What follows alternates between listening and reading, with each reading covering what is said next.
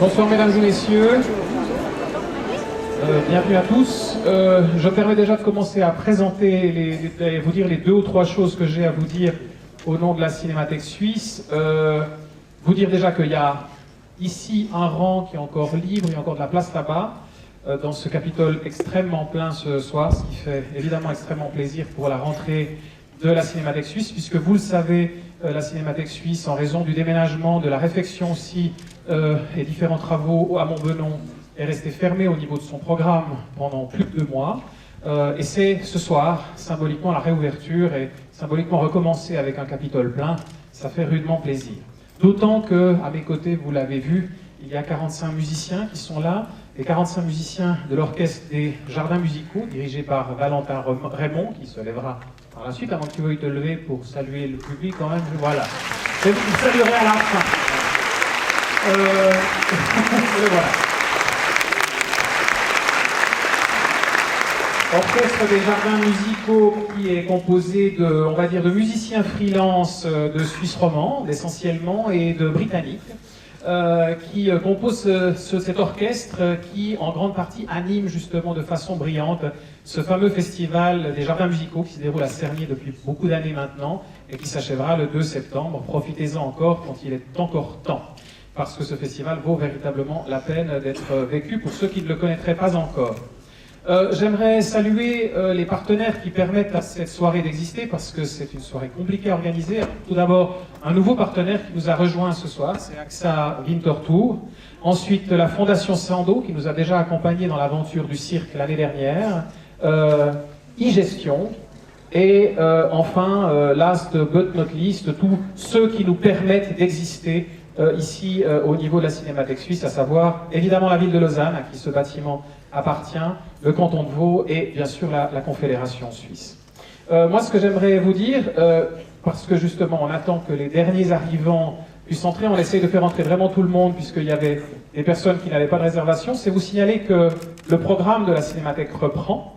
Donc, reprend avec une nouvelle livrée, puisque le bulletin de la Cinémathèque suisse, vous l'avez peut-être vu, a changé de forme, et c'est d'ailleurs un joint venture anglo-suisse, là aussi, qui a permis cette réalisation, puisque c'est le bureau de graphiste Januzzi Smith, basé à Londres et à Lugano, qui a réalisé cette nouvelle livrée du bulletin de la Cinémathèque suisse, dans laquelle vous trouverez le riche programme qui nous accompagne pour cette rentrée.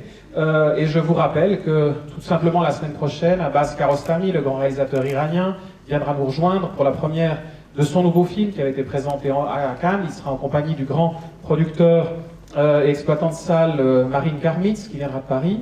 Nous aurons aussi la visite de Joachim Lafosse, nous aurons la visite d'Emmanuelle Riva, l'immense actrice qui joue un rôle extraordinaire dans Amour de Michael Haneke, et plein d'autres choses encore, notamment une intégrale, ou presque intégrale, Samuel Fuller, à l'occasion de l'anniversaire du 100e anniversaire de sa naissance, et un hommage à Audrey Hepburn, comme certains journaux l'ont mentionné actuellement, qui vient de démarrer, ou qui démarre demain. Quant aux Lumières de la ville, vous le savez, c'est le premier film muet sonore de Chaplin, puisqu'il a commencé à le tourner pile au moment où ce bâtiment commençait à être construit, c'est-à-dire en 1929, au moment où le Capitole a été construit. Chaplin commençait à tourner Les Lumières de la ville, mais qu'il n'a présenté le film qu'au moment où le sonore était advenu. D'où il a composé cette partition que vous allez pouvoir entendre, qui est véritablement assez extraordinaire et d'une richesse extrême, et je me réjouis que vous puissiez la découvrir. Je vous signale aussi que cette soirée, et l'entendre, mais que cette soirée n'est pas la dernière, puisque l'idée de ce projet de Chaplin ici au Capitole est un projet qui s'accompagne de 3 soirées, à savoir le cirque l'année dernière, cette année la Lumière de la ville, et l'année prochaine les temps modernes, mais ce sera encore une autre histoire et une autre aventure. J'attends encore quelques informations pour savoir si nous pouvons commencer, si tout le monde a... Alors maintenant, peut-être que comme il y a des personnes qui ne trouvent pas de place, est-ce que vous pourriez peut-être, ceux qui voient qu'il y a une place libre à côté d'eux, sauf ceux qui sont là où il y a les rubans, parce qu'ils ne verront rien, s'il vous plaît, levez la main. Ah, Là en haut, il y en a une. Là, il y a des places en haut. Au balcon, 1, 2, 3, 4. Il y a des places disponibles encore au balcon. Est-ce qu'il y a encore l'une ou l'autre place?